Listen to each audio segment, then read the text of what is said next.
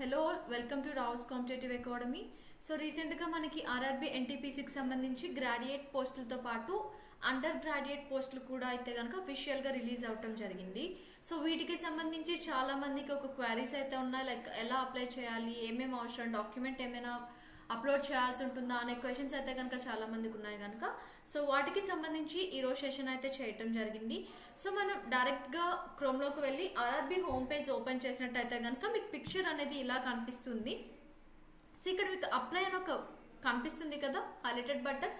So apply అనే particular option మీరు click చేసేటప్పుడు మనకి create an account or already have an account అని చూపిస్తుంది. సో ఇంతకు ముందు ఏఎల్పి కావచ్చు, టెక్నీషియన్కి కావచ్చు, ఎవరైతే అప్లై చేసుకొని ఉన్నారో వాళ్ళందరూ కూడా ఆల్రెడీ హ్యావ్ అన్ అకౌంట్ అని క్లిక్ చేసేసి రిమైనింగ్ అప్లికేషన్ ఫామ్ అయితే ఏదైతే ఉంటుందో దాన్ని అంతటిని కూడా ఫిల్ చేసుకోవచ్చు. సో ఎవరైతే కనుక అకౌంట్ లేకుండా ఇప్పటి వరకు ఉన్నారో సో వాళ్ళు మాత్రం క్రియేట్ అన్ అకౌంట్ మీద క్లిక్ చేసిన తర్వాత మనకి పేజ్ అనేది ఇలా ఓపెన్ అవుతుంది. సో ఇక్కడ అంతా కూడా మీకు ఏవైతే కొన్ని డీటెయిల్స్ ఉన్నాయో డీటెయిల్స్ అన్నిటినీ కూడా ఫిల్ చేసుకోవాలి. లైక్ నేషనాలిటీ అడుగుతుంది. సో ఇండియన్ అయితే ఇండియన్ అని, రిమైనింగ్ ఎవరైనా నేషనాలిటీ ఉంటే కనుక వాళ్ళు అప్లై పెట్టుకోవచ్చు. సో నెక్స్ట్ పర్సనల్ ఇన్ఫర్మేషన్ అయితే అడగడం జరుగుతుంది. మీ ఫుల్ నేమ్ ఇక్కడ పెట్టిన తర్వాత అగైన్ ఇక్కడ రీటైప్ చేయాల్సి ఉంటుంది. సో మీరు ఏమైనా నేమ్ చేంజ్ చేసుకున్నారా అనేది ఇక్కడ అడగడం జరుగుతుంది. చూడండి ఇక్కడ ఎస్ ఆర్ నో అని, మీరు నేమ్ చేంజ్ చేసుకున్నట్టయితే కనుక ఎస్ అని, లేదు అంటే కనుక నో అని ఆప్షన్ని చూస్ చేసుకోవాలి. అగైన్ మీ డేట్ ఆఫ్ బర్త్ అగైన్ ఇక్కడ రీటైప్ చేయాల్సి ఉంటుంది. మీ gender, father name, mother name. So వాటితో పాటు అవన్నీ అగైన్ రీటైప్ చేసిన తర్వాత ఆధార్ వెరిఫికేషన్ అనేది ఉంటుంది. సో మీరు ఆధార్ కార్డ్ ఫిల్ చేసిన తర్వాత ఆధార్ కార్డ్ని మీరు వెరిఫై చేయాల్సి ఉంటుంది. So next contact details fill చేయాలి. సో ఇక్కడ email address and mobile number ఇచ్చారు కదా, సో ఈమెయిల్ అడ్రస్ పెట్టుకున్న తర్వాత సో జనరేట్ ఈమెయిల్ ఓటీపీ అని క్లిక్ చేసినట్టయితే మీకు ఓటీపీ అనేది వస్తుంది. సో ఓటీపీని ఇక్కడ ఫిల్ చేసేసి నెక్స్ట్ ఫర్దర్ స్టెప్కి మీరు వెళ్ళిపోవచ్చు. So next again mobile number ఇక్కడ ఫిల్ చేయాల్సి ఉంటుంది. సో మొబైల్కి వచ్చిన ఓటీపీని ఇక్కడ ఫిల్ చేయాలి.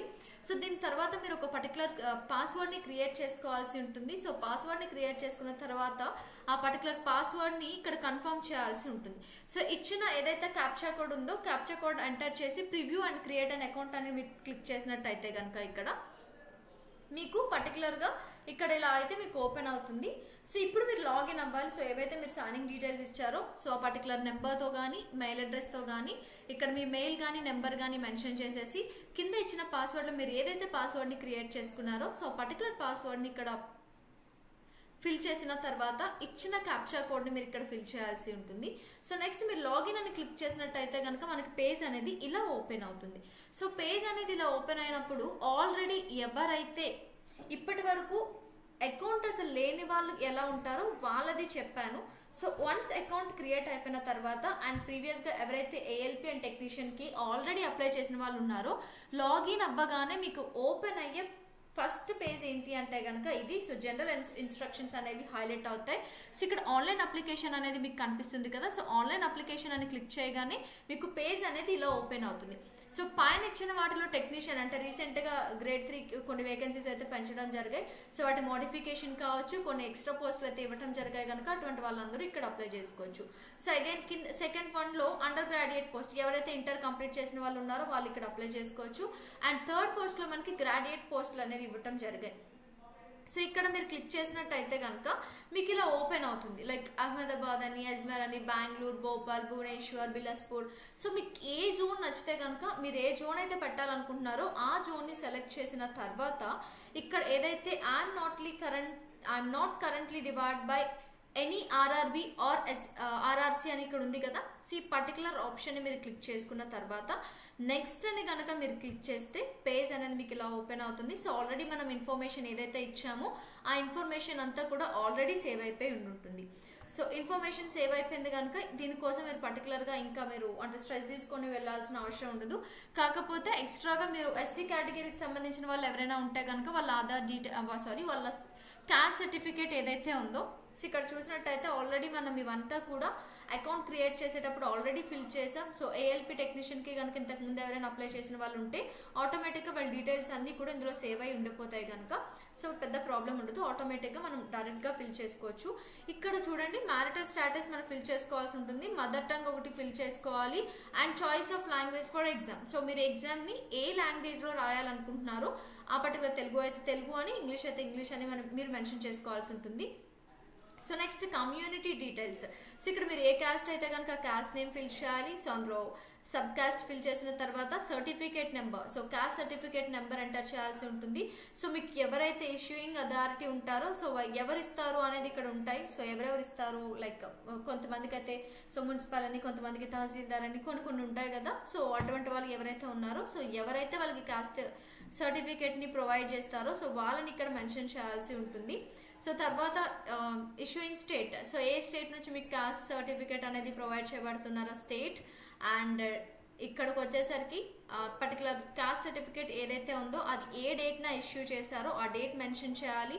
సో ఎస్సీ వాళ్ళు అయితే కనుక మీరు ఫ్రీగా రైల్ ట్రావెల్ చేయాలి అనుకుంటే కనుక ఎస్ అని పెట్టుకుంటే కనుక సో నియరెస్ట్ రైల్వే స్టేషన్ అనేది అడగటం జరుగుతుంది. సో నియరెస్ట్ మీకు దగ్గరలో ఏదైతే రైల్వే స్టేషన్ ఉందో ఆ రైల్వే స్టేషన్ని ఇక్కడ మీరు మెన్షన్ చేసుకోవచ్చు. సో మీకు ఏదైతే కాస్ట్ సర్టిఫికేట్ ఉందో ఆ కాస్ట్ సర్టిఫికేట్ని సో 500 KB అది కూడా ఓన్లీ పీడిఎఫ్లో మాత్రమే ఇక్కడ అప్లోడ్ చేస్తే తీసుకుంటుంది.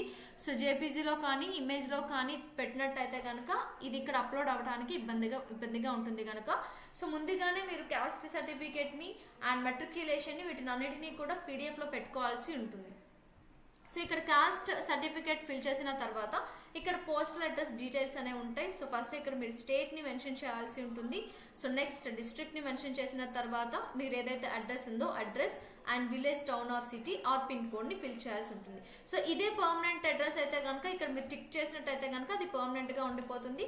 సో ఇక్కడ సేవ్ అండ్ నెక్స్ట్ అనేవి మీకు కనిపిస్తాయి. ప్రతి ఒక్క పేజ్కి కూడా సేవ్ అండ్ నెక్స్ట్ అనేవి కనిపిస్తాయి. సో సేవ్ చేసిన తర్వాత నెక్స్ట్ అని క్లిక్ చేస్తే మీకు ఇలా పేజ్ అనేది ఓపెన్ అవుతుంది. So personal details saved successfully అని కూడా మీకు హైలైట్ అవుతుంది. సో దాని తర్వాత మీకు అదర్ డీటెయిల్స్ అనేవి ఫిల్ చేయాల్సి ఉంటుంది, like ex service man details. So మీరు కనుక ఎక్స్ సర్వీస్ మ్యాన్ అయితే కనుక ఎస్ అని, నో అయితే కనుక మీరు ఎక్స్ సర్వీస్ మ్యాన్ కాకపోతే కనుక నో అని పెట్టుకోవాలి. సో మీరు ఏమైనా బెంచ్ మార్క్ డిజాబిలిటీ ఉంటే కనుక ఎస్ అని, లేదంటే నో అని పెట్టుకోవచ్చు. సో మీకు ఏమైనా స్క్రైబ్ అంటే ఇఫ్ యువర్ రైటింగ్ ఎబిలిటీ అనేది ఎఫెక్ట్ అయ్యి ఉంటే కనుక మీరు ఎస్ అని, స్క్రైబ్ కావాలని, లేదు అంటే కనుక నో అని ఆప్షన్ని మీరు పెట్టుకోవచ్చు. సో ఇక్కడ చూసినట్టయితే కనుక ఎకనామికల్లీ బ్యాక్వర్డ్ క్లాసెస్ అంటున్నారు, అంటే ఈబీసీ డీటెయిల్స్ అడుగుతున్నారు. మీకు ఈబీసీ సర్టిఫికేట్ హోల్డర్ అయితే కనుక మీరు ఎస్ అని, సో సర్టిఫికేట్ లేకపోతే కనుక నో అని పెట్టుకోవాలి. సో దాని తర్వాత సో మీకు సర్వింగ్ రైల్వే అప్లికెంట్ అంటే కంప్లీట్గా ఇది రైల్వే బ్యాక్గ్రౌండ్కి సంబంధించింది. మీరు ఇప్పటివరకు అంటే ఇండియన్ రైల్వేకి సంబంధించిన ఎంప్లాయీ అంటే కనుక మీరు ఎంప్లాయీ అయితే కనుక ఎస్ అని, లేదు నో అయితే కనుక మీరు రైల్వే ఎంప్లాయీ కాకపోతే కనుక నో అని ఆప్షన్ని పెట్టుకోవచ్చు. So next current employment details అని అడుగుతున్నారు, అంటే రైల్వే ఎంప్లాయీస్ కాకుండా ఇంకేమైనా అనేది చూసినట్టయితే సో ఇప్పటి వరకు మీరు ఏమైనా ఆర్గనైజేషన్లో వర్క్ చేసినట్టయితే కనుక ఎస్ అని, లేదు అంటే కనుక నాట్ అప్లికబుల్ అని ఇక్కడ క్లిక్ చేస్తే కనుక మీకు నాట్ అప్లికబుల్ అని ఒక ఆప్షన్ వస్తుంది. సో నాట్ అప్లికబుల్ అని ఒక ఆప్షన్ని చూస్ చేసుకోవచ్చు. లేదు మీరు వర్క్ చేస్తున్న వాళ్ళు అయితే కనుక, అంటే కరెంట్లీ వర్క్ చేసినట్టయితే కనుక ఎస్ అని, లేదు అనుకుంటే కనుక సో నాట్ అప్లికబుల్ అని పెట్టుకోవచ్చు. సో బ్యాంక్ డీటెయిల్స్ ఇవ్వాల్సి ఉంటుంది. సో ఎగ్జామ్ మీరు క్వాలిఫై అయితే ఓకే. సో ఎగ్జామ్ కనుక మీరు క్వాలిఫై అవ్వకపోతే మీరు ఏదైతే అమౌంట్ పే చేశారో ఆ అమౌంట్ అంతా కూడా అగైన్ మీ బ్యాంక్ అకౌంట్లోకి రిఫండ్ అవుతుంది కనుక సో మీ బ్యాంక్ డీటెయిల్స్ ఏవైతే ఫిల్ చేస్తారో అవి కరెక్ట్గా ఫిల్ చేయాల్సి ఉంటుంది. సో ఫస్ట్ మీరు చూసినట్టయితే నేమ్ ఆఫ్ అకౌంట్ హోల్డర్ అంటున్నారు. సో అకౌంట్ హోల్డర్ ఎవరైతే ఉన్నారో వాళ్ళ ఎగ్జాక్ట్ నేమ్ ఇక్కడ ఇవ్వాల్సి ఉంటుంది. So next account number, so bank account number. So again account నెంబర్ని కన్ఫర్మ్ చేయాల్సి ఉంటుంది. సో ఇక్కడ ఐఎఫ్ఎస్సి కోడ్ మెన్షన్ చేయాలి. So name of the bank, so ఇక్కడ ఐఎఫ్ఎస్సి కోడ్ మెన్షన్ చేయగానే ఇక్కడ బ్యాంక్ నేమ్ అనేది హైలైట్ అయిపోతుంది అండ్ బ్యాంక్ అడ్రస్. సో ఇది కన్ఫర్మ్ చేసిన తర్వాత సేవ్ అండ్ నెక్స్ట్ కనుక మీరు క్లిక్ చేస్తే మనకి నెక్స్ట్ పేజ్ అనేది ఓపెన్ అవుతుంది. చూడండి ప్రతి పేజ్కి కూడా డీటెయిల్స్ అన్ని ఫిల్ చేసిన తర్వాత so other details saved successfully. So for example personal డీటెయిల్స్ని తీసుకున్నాం అనుకోండి, పర్సనల్ డీటెయిల్స్ అన్ని కూడా మనం ఫిల్ చేసిన తర్వాత సో సేవ్ అండ్ నెక్స్ట్ కొడితే కనుక పర్సనల్ డీటెయిల్స్ సేవ్డ్ సక్సెస్ఫుల్లీ అని వస్తుంది. సో ఇప్పుడు అదర్ డీటెయిల్స్ మనం ఫిల్ చేసాం కనుక అదర్ డీటెయిల్స్ సేవ్డ్ సక్సెస్ఫుల్లీ. ఇప్పుడు చూడండి నెక్స్ట్ ఎడ్యుకేషనల్ క్వాలిఫికేషన్ అయితే కనుక మనకి పేజ్ ఓపెన్ అవుతుంది. సో మీరు 10th ఆల్రెడీ అప్లై చేసుకోవాలి. సో 10th మీరు రోల్ నెంబర్ మెన్షన్ చేయాలి, స్టేట్ మెన్షన్ చేయాల్సి ఉంటుంది, డిస్ట్రిక్ట్ బోర్డ్ కూడా మెన్షన్ చేయాల్సి ఉంటుంది. అండ్ పర్టికులర్ ఏదైతే డేట్ ఆఫ్ రిజల్ట్ ఉంటుందో ఆ పర్టికులర్ డిక్లరేషన్ డేట్ కూడా మెన్షన్ చేయాల్సి ఉంటుంది. సో మీరు ఇప్పుడు ఎన్టీపీసీ అండర్ గ్రాడ్యుయేట్ పోస్టులకు కనుక అప్లై చేసినట్టయితే కనుక 10th క్లాస్ని మీరు 10+2 అంటే మీరు ఏదైతే ఇంటర్ ఉందో ఇంటర్ క్వాలిఫికేషన్ యాడ్ చేయాల్సి ఉంటుంది. అలా కాకుండా డిగ్రీ అంటే గ్రాడ్యుయేట్ పోస్టులకు కనుక అప్లై చేస్తే కనుక గ్రాడ్యుయేట్వి మీరు పెట్టుకోవాల్సి ఉంటుంది. సో నెక్స్ట్ అంటే డిగ్రీ క్వాలిఫికేషన్ యాడ్ చేయాల్సి ఉంటుంది. కింద మనకు మెట్రికులేషన్ సర్టిఫికేట్ కూడా ఉండాలి. సో మెట్రికులేషన్ సర్టిఫికేట్ కూడా పీడిఎఫ్లోనే ఉండాలి. పీడిఎఫ్లో ఉంటే మాత్రమే ఇక్కడ యాక్సెప్ట్ చేయడం జరుగుతుంది. సో నెక్స్ట్ చూడండి. సో నెక్స్ట్ మనం సేవ్ అండ్ నెక్స్ట్ కొట్టగానే అగైన్ అది సేవ్ అయిపోతుంది. సో సేవ్ అవ్వగానే మనకు కంప్లీట్ డీటెయిల్స్ అనేవి ఇలా కనిపిస్తాయి. సో ఇప్పటి వరకు మనం ఏమేమి అప్లోడ్ చేసామంటే కనుక క్యాస్ట్ సర్టిఫికేట్ ఒకటి అప్లోడ్ చేసాం and matriculation 10th class certificate కూడా అప్లోడ్ చేయడం జరిగింది. సో ఏదైతే మనకు మెట్రికులేషన్వి అండ్ 10th క్లాస్వి అప్లోడ్ చేయడం జరిగాయో సో ఇక్కడ అప్లోడ్ అయితే కనుక ఇక్కడ మనకు డైరెక్ట్గా నెక్స్ట్ పేజ్లో కనిపించేస్తూ ఉంటాయి. చూడండి ఇక్కడ స్టేటస్ చూసినట్టయితే కనుక అప్లోడెడ్ అని కనిపిస్తుంది. ఇక్కడ మనం చూడొచ్చు కూడా. ఇక్కడ కూడా మెన్షన్ చేశారు only PDF document will be accepted అని చెప్పడం జరుగుతుంది. సో నెక్స్ట్ మీరు చూసినట్టయితే కనుక ఫోటో అండ్ సిగ్నేచర్ని అప్లోడ్ చేయాల్సి ఉంటుంది. సో ఫోటో అనేది రీసెంట్ కలర్ పాస్పోర్ట్ సైజ్ మాత్రమే అవ్వాలి. సో ఆ ఫోటోగ్రఫీ కూడా వైట్ బ్యాక్గ్రౌండ్ అయ్యే ఉండాలి. సో 6 monthsకి మించి ఏదైతే ఓల్డర్ ఫోటో ఉంటుందో ఆ పర్టికులర్ ఓల్డర్ ఫోటోని యాక్సెప్ట్ చేయడం అనేది జరగదు. So photo should be of size 35mm to 45mm మాత్రమే ఉండాలి. పిక్సెల్స్లో అయితే కనుక 320x240 పిక్సెల్స్లో మాత్రమే ఉండాలి. అండ్ ఇమేజ్ అనేది జేపీజీ కానీ జేపీఈజీ ఫార్మేట్లో మాత్రమే ఉండాలి. పీడిఎఫ్లో కానీ డాక్యుమెంట్లో కానీ ఉంటే కనుక యాక్సెప్ట్ చేయదు. So size of the photograph. So photograph యొక్క సైజ్ ఎంత ఉండాలి అని అంటే కనుక 30 KB నుంచి 70 KB వరకు కూడా ఉండాలి. సో చూడండి ఎవరైతే అకౌంట్ ఫిల్ చేసుకోలేదో వాళ్ళది మాత్రమే. సో చాలా వరకు ఏఎల్పి టెక్నీషియన్ ఎవరైతే అప్లై చేసుకున్నారో అగైన్ వాళ్ళు మళ్ళీ ఫోటోని కావచ్చు సిగ్నేచర్ కావచ్చు అప్లోడ్ చేయాల్సిన అవసరం అయితే ఉండదు. డైరెక్ట్గా మీరు వెళ్ళిపోవచ్చు. ఎందుకంటే ఆటోమేటిక్గా మీ డీటెయిల్స్ అన్నీ ప్రీవియస్గా ఎవరైతే అప్లై చేశారో వాళ్ళందరికీ కూడా డీటెయిల్స్ అన్ని సేవ్ అయ్యి ఉండిపోతాయి కనుక.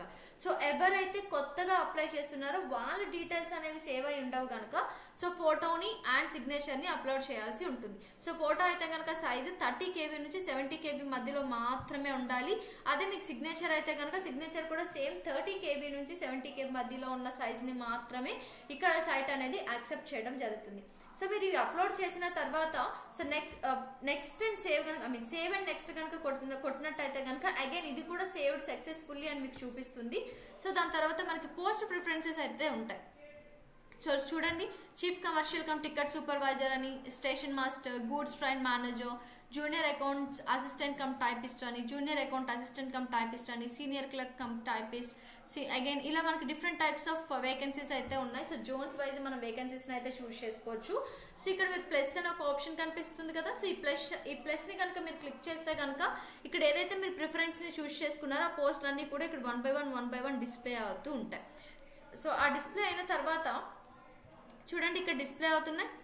ఇక్కడ చూడండి సీనియర్ క్లర్క్ కమ్ టైపిస్ట్ అని, senior clerk the SR and ICF clerk cum typist vacancies అన్ని కూడా మనం ఏవైతే చూస్ చేసుకున్నామో అవన్నీ కూడా ఇక్కడ మనకు డిస్ప్లే అవుతూ ఉంటాయి. ఏ ఆర్డర్లో చూస్ చేసుకున్నామో ఆ ఆర్డర్ మాత్రమే ఇక్కడ డిస్ప్లే అవుతుంది.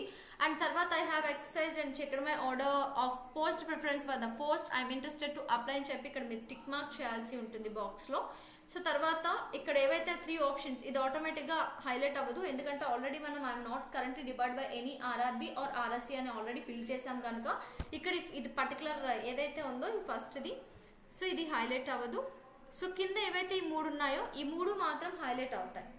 సో వీటిని మనం టిక్ చేయాల్సి ఉంటుంది. సో మీరు ఏ ప్లేస్లో ఉంటే కనుక ఆ ప్లేస్ని మీరు పెట్టుకోవచ్చు. సో డేట్ ఆటోమేటిక్గా ఫిల్ అయిపోతుంది. సో ఆల్రెడీ మీరు ఏదైతే సిగ్నేచర్ని అప్లోడ్ చేశారో ఆ సిగ్నేచర్ అనేది ఇక్కడ మీకు కనిపిస్తుంది. సో అగైన్ మనకి సేవ్ అండ్ ప్రివ్యూ అప్లికేషన్ కనుక క్లిక్ చేసినట్టయితే మనకి ఏదైతే ఇప్పటివరకు మనం అప్లికేషన్ని చూస్ చేసుకున్నామో అదంతా కూడా ఇక్కడ డిస్ప్లే అయిపోతూ ఉంటుంది. సో అగైన్ ఆ డిస్ప్లే అయిన ఫామ్ని I have rechecked the above details and found correct. So నేను ఆల్రెడీ డీటెయిల్స్ అన్ని రీచెక్ చేశాను అండ్ నేను పెట్టినవన్నీ కూడా కరెక్ట్ అని మీరు అనుకునేటప్పుడు మాత్రమే ఈ బాక్స్ని క్లిక్ చేసి సబ్మిట్ చేయాలి. సో సబ్మిట్ చేసిన తర్వాత మనకు పేమెంట్ అడుగుతుంది. సో పేమెంట్ డీటెయిల్స్ అనేవి మీరు కాస్ట్ని బట్టి మనకి పేమెంట్ డీటెయిల్స్ అనేవి ఉంటాయి. ఫర్ ఎగ్జాంపుల్ ఎస్సీ కానీ 500 కానీ 250 కానీ మీకు ఉంటాయి. సో ఏదైతే ఉందో ఇక్కడ అమౌంట్ అనేది డిస్ప్లే అవుతుంది మనం ఎంత అమౌంట్ పే చేయాలి అనేది. So pay with resort pay అని ఇక్కడ కనిపిస్తుంది కదా. సో ఇక్కడ దీన్ని మనకు ఇక్కడ మీకు ఏవైతే ఆల్రెడీ ఫిల్ చేశారో పేమెంట్ డీటెయిల్స్ అన్ని ఇక్కడ కనిపిస్తాయి. లైక్ బ్యాంక్ అకౌంట్ నెంబర్ కానీ, బ్యాంక్ హోల్డర్ నేమ్ కానీ, email ID and contact number. So మీరు ఏదైతే అప్లోడ్ చేస్తున్నారో, సో దేనికైతే మీరు పేమెంట్ చేస్తున్నారో ఆ పేమెంట్ కూడా అప్లికేషన్ ఫీ ఫర్, చూడండి ఇక్కడ non technical popular categories graduated పోస్ట్కి అయితే కనుక ఇక్కడ మేము అప్లై చేస్తున్నాము. సో ఇక్కడ ఈమెయిల్ ఐడి ఇచ్చారు and phone number and name. So తర్వాత ఇక్కడ మనం పే అని చెప్పి ఇక్కడ క్లిక్ చేసినట్టయితే మనకి ఇలా ఓపెన్ అవుతుంది. సో మీరు కార్డ్ ద్వారా చేసుకుంటే కార్డ్ ద్వారా చేసుకోవచ్చు, లేదంటే నెట్ బ్యాంకింగ్ చేసుకోవచ్చు, లేదంటే కనుక మీరు యూపీఐ కూడా చేసుకోవచ్చు. సో నేనైతే కనుక ఇక్కడ యూపీఐ అయితే నేను తీసుకున్నాను. సో పే నౌ అని క్లిక్ చేసినట్టయితే కనుక మనకి పేజ్ అనేది ఇలా ఓపెన్ అవుతుంది. సో మీరు క్యూఆర్ కోడ్ని స్కాన్ చేసైనా పే చేసుకోవచ్చు, లేదు అంటే కనుక యూపీఐ ఐడి కానీ మొబైల్ నెంబర్ కానీ ఎంటర్ చేసి పే నౌ అని క్లిక్ చేస్తే కనుక మనకి రిసిప్ట్ అనేది ఇలా వచ్చేస్తుంది. So paid. సో దీన్ని మనం ప్రింట్ కూడా తీసుకోవచ్చు. సో ప్రింట్ అని క్లిక్ చేస్తే కనుక ప్రింట్ కూడా ఓపెన్ అవుతుంది. Is it clear all of you? So ఇప్పటి వరకు మనం హౌ టు అప్లై ఏంటి అనేది చేసాము. సో దీనికి సంబంధించి మీకు ఏమైనా డౌట్స్ కానీ క్వైరీస్ కానీ ఉన్నట్టయితే కనుక let me know in the comment section.